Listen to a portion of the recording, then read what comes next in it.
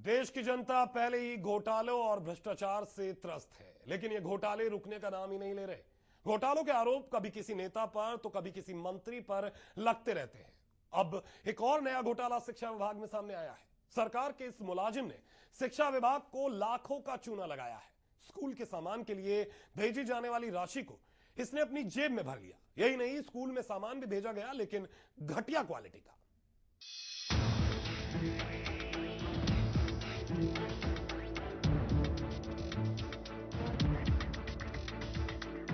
शिक्षा विभाग में गोलमाल, डीईओ पर लगे आरोप, लाखों रुपए का घोटाला, सरकारी रुपए से हो रही है मौज।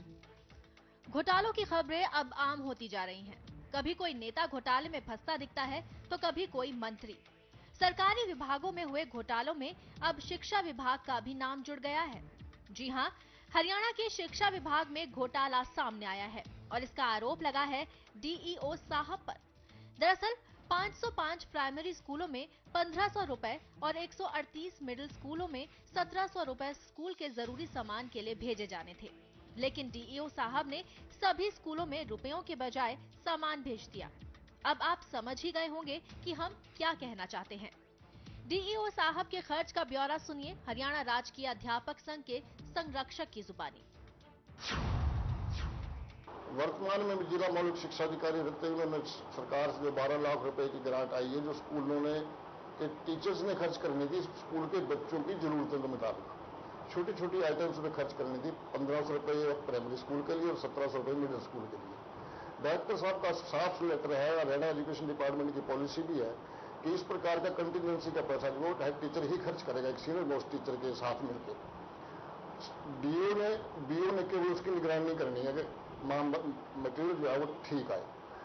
अब इन्हें पहले उस जात पर की तरह जो उसने हेड टीचर ने करना था खर्च, अब बीओ अपने आप ही खर्च कर दिया और सम्मान इतना घटिया कि चाक पकड़ो तो चाक के टुकड़े हो जाते हैं, ब्लैक बोर्ड तक जाता ही नहीं और किसी से पूछा ही नहीं। एक तरफ लेटर निकाल दिया कि 2 दिन के अंदर अंदर रिक्वायरमेंट दो और एक तरफ माल अपने आप सामान खरीद के अपने आप स्कूल में बेच भी दिया।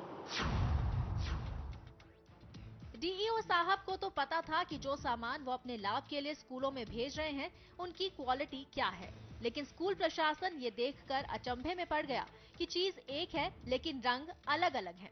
फिनाइल पर लगे लेबल भी लोभ के लाभ में लिप्त डीईओ साहब की कारस्तानी छुपा नहीं पाए।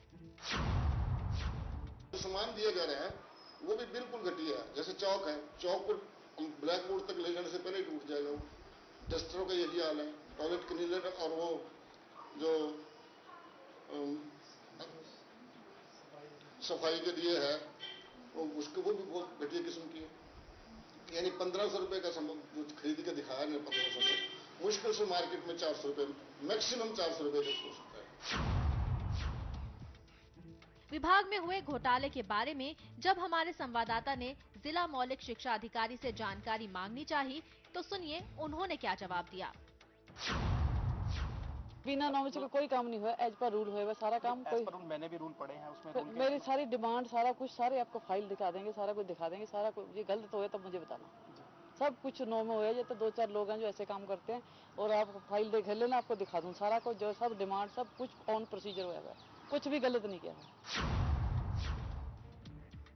आपको बता दें कि जब इस घोटाले के बारे में MH1 न्यूज संवाददाता ने बाकी के खंड शिक्षा अधिकारियों से बात करनी चाहिए तो वो कैमरे के सामने ही नहीं आए। वहीं इस मामले में अंबाला के डिप्टी कमिश्नर ने इस मामले में जांच का भरोसा दिया है। इसमें हमारे पास शिकायत आई है और इस शिकायत की जांच एसडीएम अंबाला को मार्क की गई है और एसडीएम अंबाला से रिपोर्ट आ जाएगी 15 दिन के समय में और उसके बाद उसमें आगे कार्रवाई। सरकार की ओर से तो प्रदेश में शिक्षा का स्तर सुधारने के लिए अच्छी खासी रकम स्कूलों को भेजी गई।